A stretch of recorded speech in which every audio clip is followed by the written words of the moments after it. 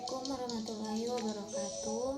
Perkenalkan, nama saya Tri Prastianilum dengan stambuk G201-22010 dari kelas B.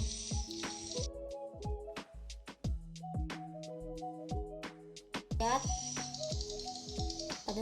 pada tabel pertama itu adalah tabel menu yang isinya itu ada ID menu, nama menu, dan harga, dimana primary key-nya adalah ID menu.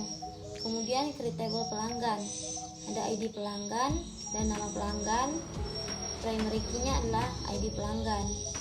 Kemudian tabel ketiga ada transaksi, yang isinya itu nomor transaksi, tanggal transaksi, ID pelanggan, ID kasir, total bayar, dan primary key-nya adalah nomor transaksi itu sendiri.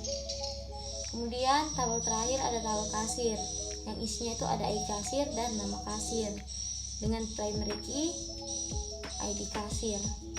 Nah, di sini kita bisa lihat untuk melihat isi database-nya pada tabel tersebut, kita bisa klik skema, terus nama data yang kita kasih masuk tadi, terus table ini kita ada beberapa table yang kita buat dari ini tadi.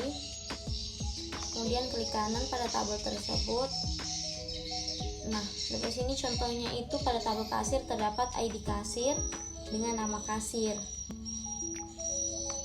Pada tabel makanan itu terdapat ID makanan, nama makanan, jenis makanan, dan harga dengan contohnya ID makanannya 1, nama makanan itu bakso, jenis makanan itu berat, harganya 20.000.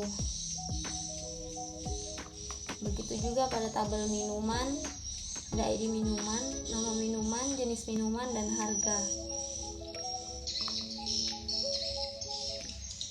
Kalau tabel pelanggan ada ID pelanggan dengan nama pelanggan. Kemudian tabel terakhir yaitu tabel transaksi, ada nomor transaksi, tanggal transaksi, pelanggan, ID kasir, subtotal makanan, subtotal minuman dengan total bayar.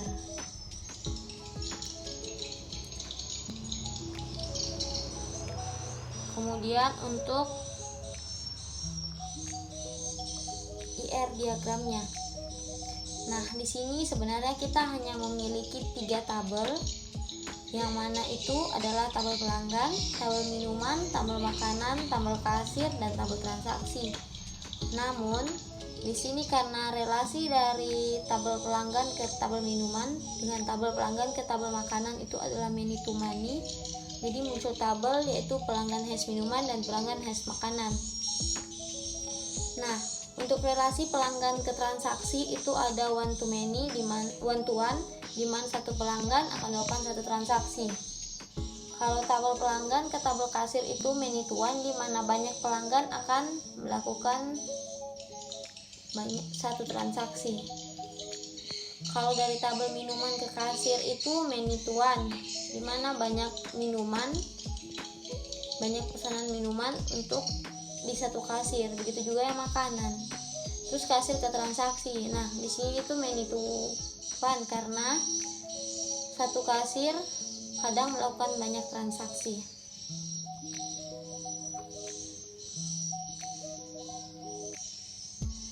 Jadi sudah jelas dapat kita lihat pada tabel-tabel berikut bahwa relasi pada warung makanan itu yang intinya itu sebenarnya ada pada pelanggan, minuman, makanan atau menunya, kasir dengan transaksi. Yang mana transaksi-transaksi ini akan berelasi satu sama lain untuk dapat melakukan proses jual beli. Sekian presentasi dari saya. Assalamualaikum warahmatullahi wabarakatuh.